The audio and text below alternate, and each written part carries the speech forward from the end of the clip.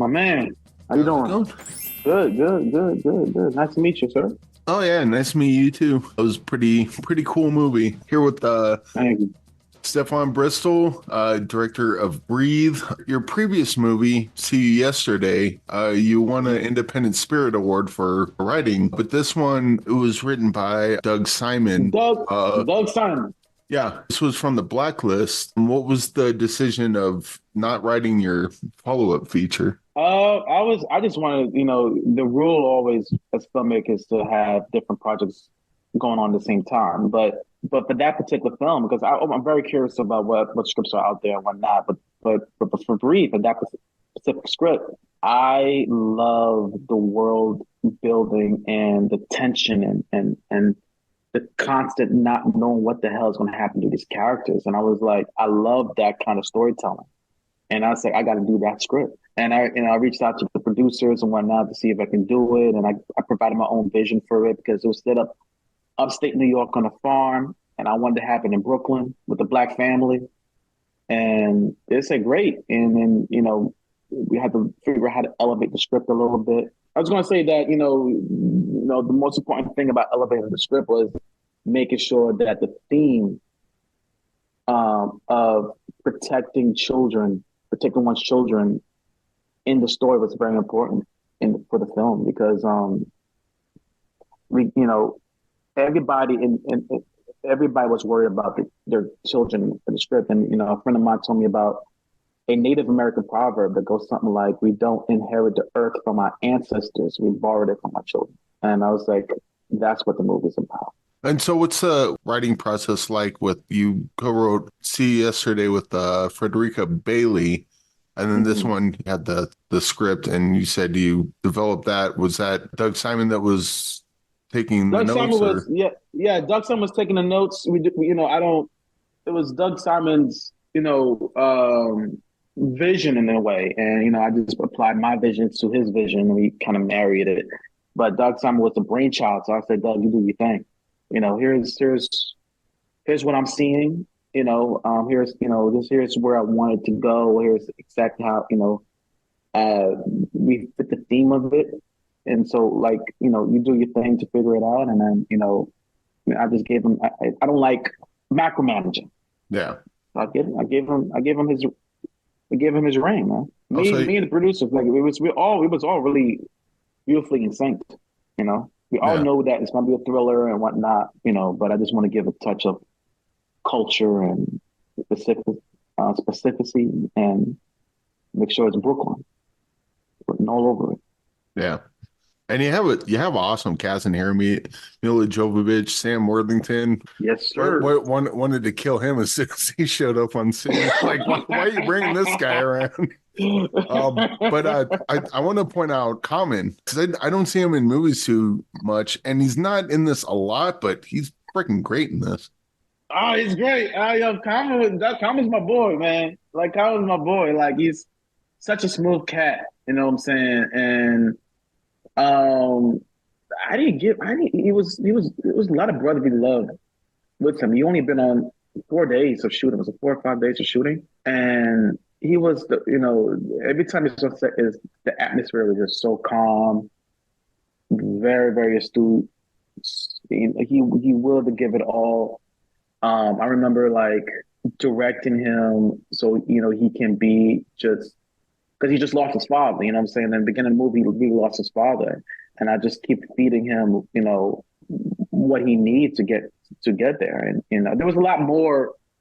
We shot a lot more than we had because he was going in, but one of the best people to work with.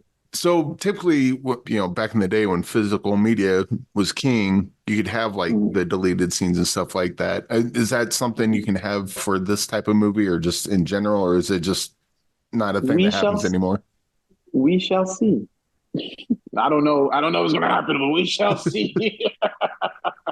All right. And then the style, like the picture I have behind me, you have like a warm, almost kind of orange look outside. And then the inside when the Quentin Wallis and Jennifer Hudson's inside, looks kind of like it does normally. What was kind of the thought on that and the art direction ideas you had with So that?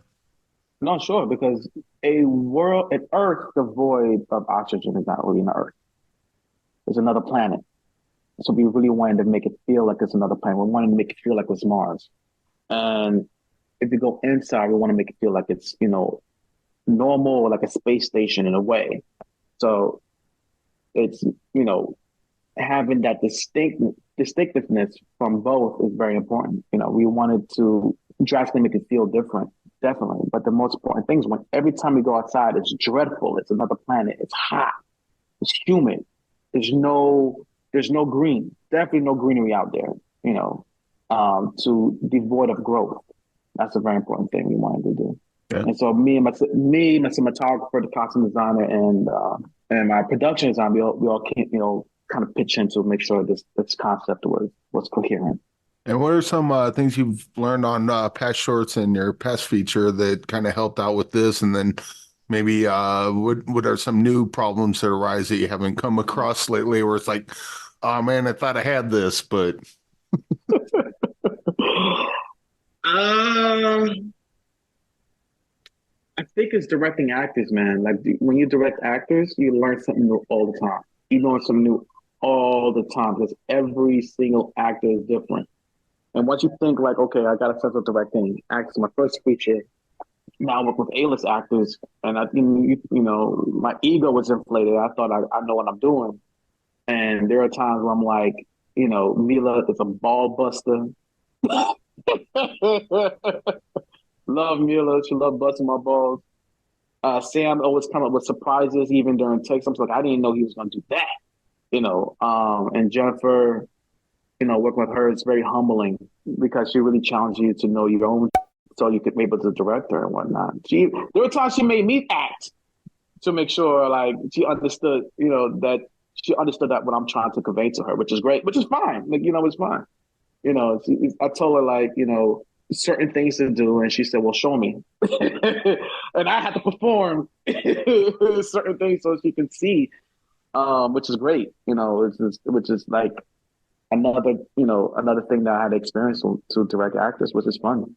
that's kind It of get cool it, that she, it get it gets me out of my own comfort zone in a yeah. way. I was wildly uncomfortable. That's cool that she's open to that because usually you hear like that she would ask you that. Usually actors or you hear the actors like, no, never do that to an actor. They hate that. But No, and to that's have yeah, someone like her just be that open to that kind of just tell me what you want. I'll do that. yeah. No, she was great. We do have what's in the box segment. And in this segment, we have a box with a bunch of movies in it. We have people put movies in, and we pull one out each week, and we'll watch it for the following week. And these are movies that are either personal to you or a movie that's like, oh, that one's really good, and no one talks about it. I wish more people would watch that movie. What's a movie you would like to put in the box? Mm, I would say Iron Monkey. Oh, Not a lot of people know about that. That's one of my favorite kung fu movies of all time. My favorite martial art movie of all time. Iron Monkey. That's with Donnie Yen, who plays what's it, Wong Ki Ying, who was the father of Wong Fei Hong. Great movie. Like it's a lot of it's like a Robin Hood kind of like superhero martial arts film, and he's trying to figure out who the Iron Monkey is, and because that guy is causing havoc in the town, and the governor trying to like hurt the locals. All that is great. So Iron Monkey, check that out. That's one of my favorite movies of all time. nice. Yeah, that's a great pick. So Breathe comes in theaters and on digital April 26th. What other irons you got in the fire, so to speak? Oh, 100%, man. Like, I'm working a movie with Lloyd Levin, Beatrice Levin, producers of Watchmen and Die Hard, and with Spike Lee as well, my longtime mentor. We're working together on a movie, an action adventure movie called Gordon Hemingway and the Realm of Cthulhu, and that is a black version of the Indiana Jones film about an American gunslinger teaming up with the Ethiopian princess to rescue the emperor of Ethiopia from fascist Italians. I'm gonna smoke all the weed and watch that when it comes out. It's gonna be a fun movie. It's gonna be a really fun movie.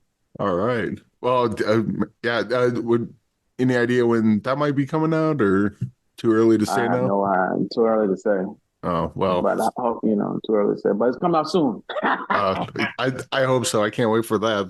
That was a hell of a pitch. If I was independently wealthy, I'm like, here's all the money, make it now. But Stefan, yeah, Breathe was a really cool movie, and I look forward to seeing what else you got coming up. And thanks for joining me today. No, thank you for having me, man. Thank you, man.